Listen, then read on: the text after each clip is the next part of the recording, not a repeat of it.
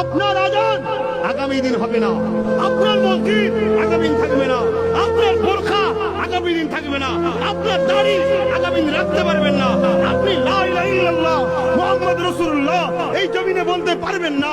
এতদিন ধরে আমরা ডাকছি, আসো মসজিদগুলোকে আবাদ করো। কাল তুমি মসজিদে ঢুকতে যাবে, কিন্তু দরজায় দেখবে দারোয়ান দাঁড়িয়ে আছে AK-47 নিয়ে, তোমায় ঢুকতে দেওয়া হবে না। সেই দিন আসছে, তার আগে তুমি সজাগ হও, জমিনে সেজদা দাও, রুকু দাও, তাসবিহ পড়ো, হাত তুলে মালিকের কাছে কাঁদো। আবার বদর তৈরি হবে, আবার ফেরেশতা আসবে, ইমাম মুয়াজ্জিন নেতৃত্বে এই পৃথিবীতে আমরা আবার মাথা তুলে বাঁচবো, ঠিক না বেটে?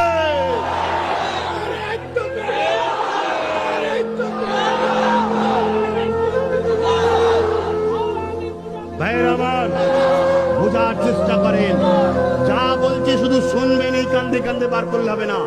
আর এখনই মেমোরিতে